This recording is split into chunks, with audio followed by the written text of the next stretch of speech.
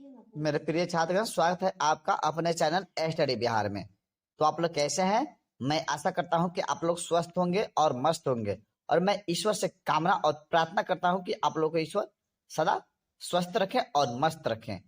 तो मेरे प्यारे छात्रगण, आज के इस वीडियो में हम लोग कक्षा 10वीं के हिंदी गोधली काव्य खंड का अध्याय 4 स्वदेशी कविता के बारे में पढ़ेंगे।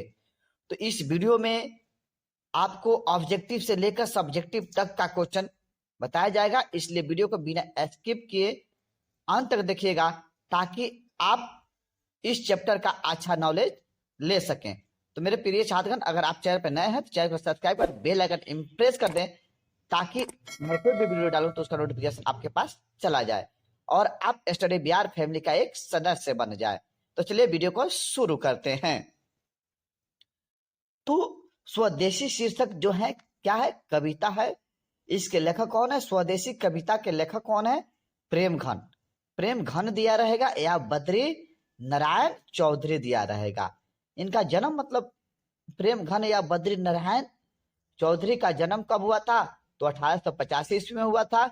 जन्म स्थान पूछ देगा कि जन्म स्थान मतलब बद्री नारायण या प्रेमघन का जन्म स्थान पूछ देगा तो कहाँ बताइएगा? मध्य प्रदेश बताइएगा। इनका निधन 1922 ईस्वी में। प्रेमघन रचनाएं संग्रहित है, किससे संग्रहित है? तो प्रेमघन सर्वस्व। सर्वस्व से क्या है? वो प्रेमघन सर्वस्व से जो है प्रेमघन रचनाएं संग्रहित है।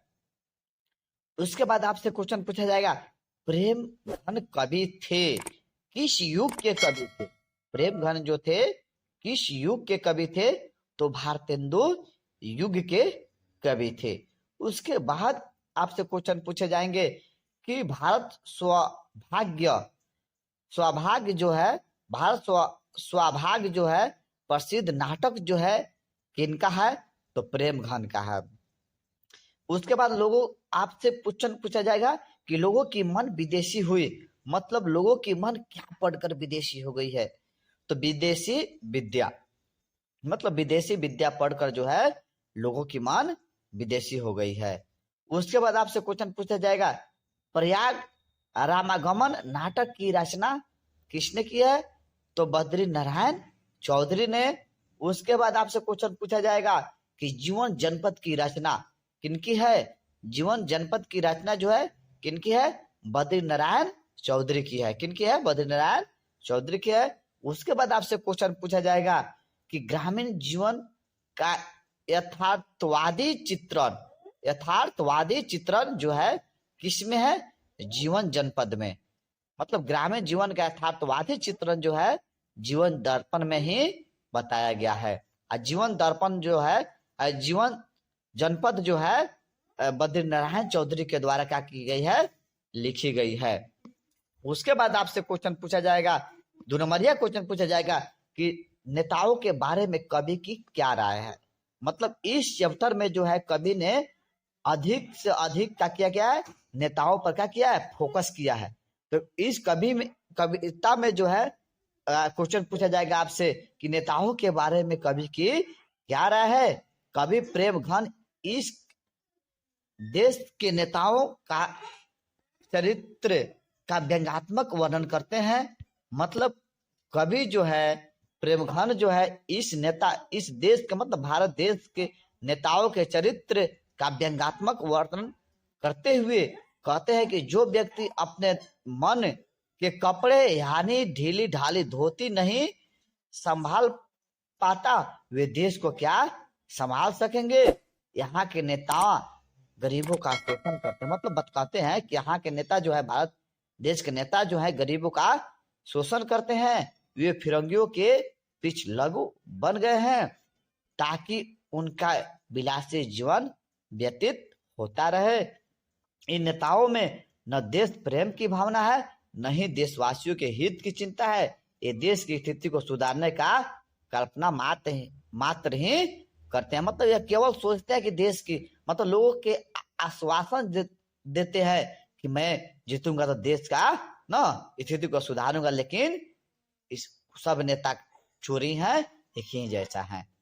उसके बाद आपसे क्वेश्चन पूछा जाएगा, कवि समाज के किस वर्ग की आलोचना करता है और क्यों?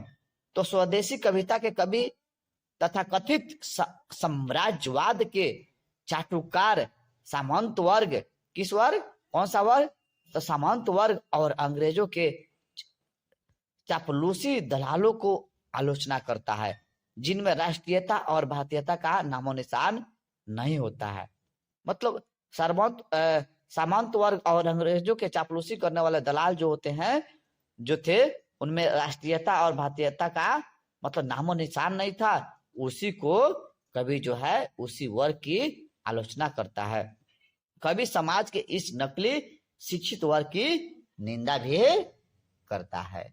उसके बाद आपसे क्वेश्चन पूछा जाएगा कि कवि को भारत में भारतीयता क्यों नहीं दिखाई पड़ती है। तो मेरे प्रिय छात्रगण, आप लोग से मैं कहना चाहता हूं, अगर वीडियो अच्छा लगे तो वीडियो को लाइक और शेयर जरूर कीजिएगा। तो आपसे क्वेश्चन क्या पूछेगा कि कवि को भारत में भारतीयता क्यों नहीं दिखाई पड़ती। तो भारतीय संस्कृति भारत में गुलामी के समय से ही गायब हो गई थी। मतलब कभी कहते हैं कि भारतीय संस्कृति जो है, जब भारत गुलाम हुआ था उसी समय से भारतीय संस्कृति को धूमिल हो गया था। भारतीय संस्कृति जो थी मिट गई थी। लोग का खान पान, वस्त्र पहनावा, बोल चाल सब विदेशी हो गए थे। विद्या बुद्धि, चाल चलन, ठाक वाट सभी भारतीयता से कोसों दूर थे। मतलब सभी भारतीयता से क्या हो गए थे, दूर हो गए थे।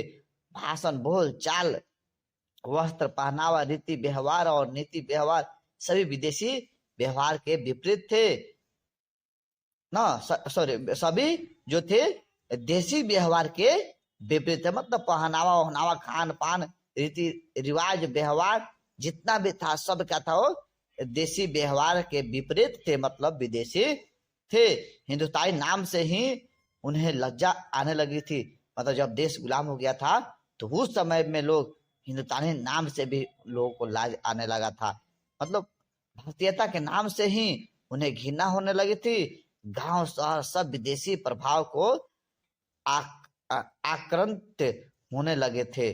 गांव शहर जो थे सभी विदेशी प्रभावों में फैलने जाने लगे थे, फैल रहे थे। विदेशी चीजों का व्यापार होने लगा था।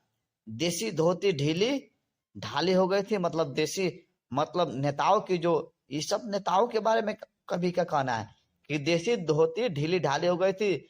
मतलब जब नेता यहाँ के बन जाते थे पहले देश के कपड़ा को पहनते थे, लेकिन जब नेता बन जाते हैं तो विदेशी वस्त्रों को अपनाने लगे थे लोग।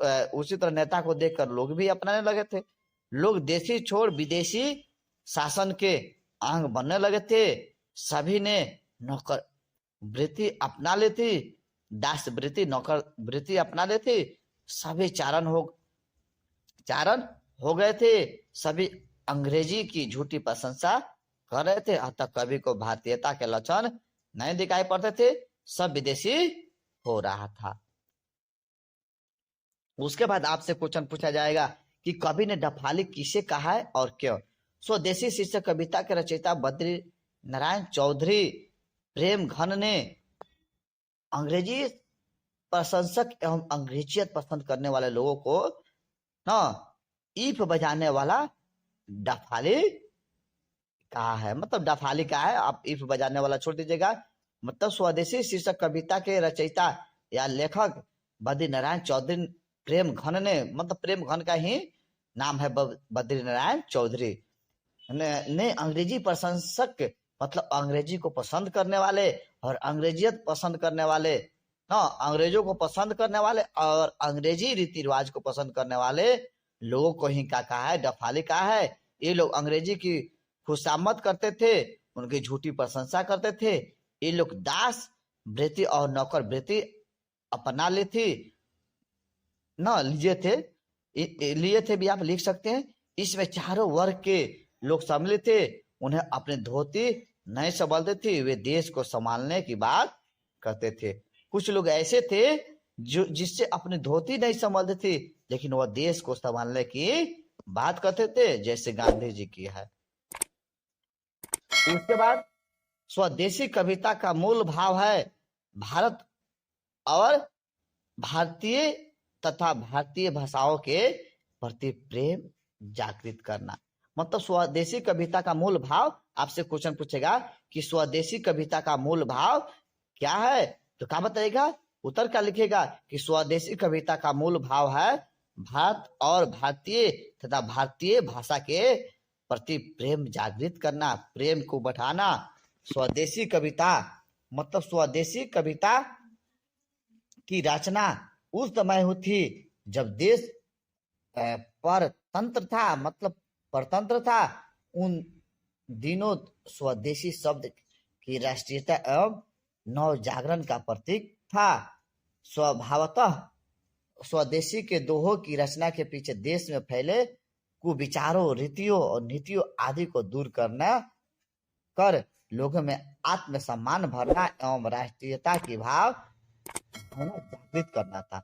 मतलब उस समय में मतलब इतना मतलब दुष्प्रभाव मतलब भारत देश में फैल गया था, इसलिए कवियों ने क्या किया, मतलब देश के प्रति किस प्रकार से व्यवहार किया जाए, मतलब एक कवि कविता कहानी के माध्यम से मतलब लोगों में राष्ट्रीयता की भाव जागृत करने के लिए क्या किया, काम किया।